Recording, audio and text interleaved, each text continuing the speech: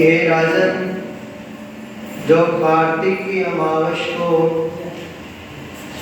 अपने घर में दीपावली करता है, उसके घर में लक्ष्मी निवास करती है। अर्थात दरिद्रता नहीं आती। इसका हम एक इतिहास कहते हैं कि कुरुसेन देश में सत्या शर्मा नाम का एक अति दरिद्री ब्राह्मण रहता था। उसके मन में सदा यह लालसा लगी रहती थी कि यदि मेरे पास धन हो तो मैं धर्मार्थ करूं, धर्म के कार्य करूं, दान आदि करूं, स्त्री पुरुषों को गहने कपड़े से सुखी करूं, अपने घर को बनवाऊं। इसके लिए वह सदैव भगवान विष्णु का पूजन करता। परंतु जो धन कमाता वह सब खर्च हो जाता, बचता कुछ नहीं था। उदासी दुखित धन के हेतु महान उद्यम करने वाले उस ब्राह्मण ने किसी विद्वान से इसका उपाय पूछा। तब विद्वान ने कहा कि विष्णु पूजन सदा वैरागी, साधु और निर्धन लोग करते हैं। धन के लिए शिव जी की आराधना करनी चाहिए। तब यमुना तट पर एक शिव का मंदिर देखकर बड़ी प्रीति के साथ वह शिव का पूजन करने लगा। जब इसी तरह शिव जी की सेवा करते करते 1 वर्ष बीत गया तो शिव जी ब्राह्मण का रूप रखकर उससे कहने लगे कि तुम धन के लिए राजा से जाकर के वरदान मांगो कि कार्तिक वदी अमावस की रात्रि में हमारे सिवा कोई भी अपने घर में दीप बत्ती न जलावे। ब्राह्मण ने ऐसा ही किया और राजा ने उसकी यह मामूली बात समझकर वह वरदान दे दिया। जब अमावस्या में 1 दिन बाकी रह गया अर्थात चतुर्दशी को ब्राह्मण सत्या शर्मा ने राजा के पास जाकर फिर याद दिलाई तो राजा ने इस कार्य के लिए सारे शहर में ढिंढोरा पिटवा दिया और राजा की आज्ञानुसार अमावस्या की रात्रि को सारे गांव में किसी ने भी दिया नहीं जलाया। और जब लक्ष्मी जी आई तो सारे शहर में अंधेरा देखा, केवल ब्राह्मण के घर को खूब सजा हुआ और दीपावली के उत्सव के से जगमगाते हुए देखा। वे प्रसन्न होकर नील कमल पुष्प हाथ में लेकर जब ब्राह्मण के घर में गई तो ब्राह्मण ने उसको रोक दिया और कहा कि भद्रे, तुम्हारा पति अति कठोर है और तुम भी अति चंचल हो, इस कारण हमारे घर में मत आओ।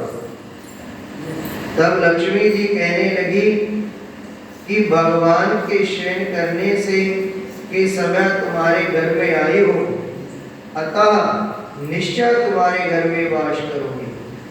तब ब्राह्मण कहने लगा कि यदि इस बात की शपथ करो कि तुम 3 वर्ष पर्यंत हमारे घर में वास करोगी और हमको अपने इस धन के मद में अंधा नहीं करोगी, तब हमारे घर पर आप आ सकती हो।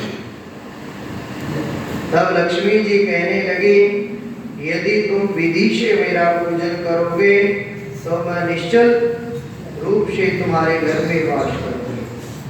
तब ब्राह्मण बोला, किस विधि से आपका पूजन करो लक्ष्मी जी कहने लगे कि कार्तिक वदी अमावस्या को प्रातःकाल स्नान आदि करके देवता और पितरों का पूजन करें।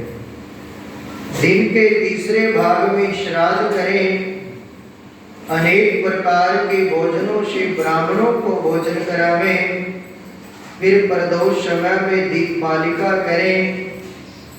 अपने घर में तुलसी के स्थान में, ब्राह्मण के घर देवता के मंदिर, शमशान और चौक में तथा गौशाला में दीपक जलावें।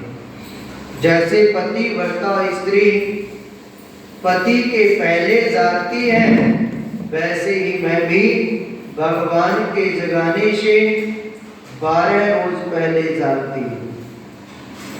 और इस दिन बाल मृत रोगी के सिवा कोई भोजन न करें। शाम को हमारा पूजन करें।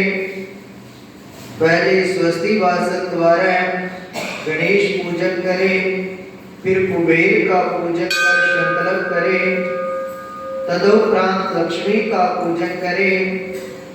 कैसा स्वरूप है लक्ष्मी जी का कि कमल के आसन पर स्थित, कमल के पुष्पों के समान नेत्र वाली, गंभीर नाभि वाली, स्तर के भार से नम्र, सुंदर वस्त्र पहने हुए, देवताओं के हाथियों से मणियुक्त गौड़ों से स्नान युक्त, कमल के पुष्प हाथ में लिए हुए, हे लक्ष्मी मेरे घर में निवास करें।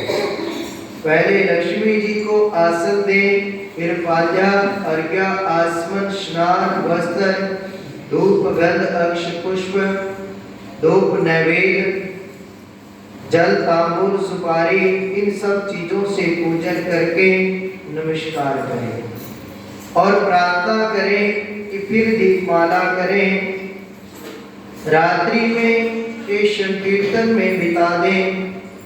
इस प्रकार कुबेर और लक्ष्मी का पूजन करें। फिर ब्राह्मणों को भोजन करावें। नारद जी कहते हैं कि सत्या शर्मा ब्राह्मण ने इसी प्रकार से लक्ष्मी का पूजन किया।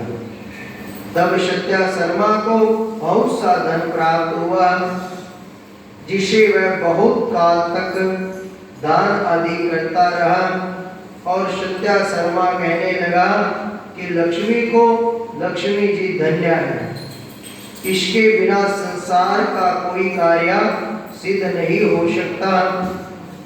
नारद जी कहते हैं कि इस प्रकार वह सत्या शर्मा बड़े बड़े यज्ञ करके संसार से विरक्त होकर मथुरा में चला गया और फिर वही समाधिस्थ होकर विष्णु लोक को प्राप्त हुआ और उसके वंश वाले भी धनी हुए। सो यह दीपावली का महात्म्य है। बोलिए सच्चिदानंद भगवान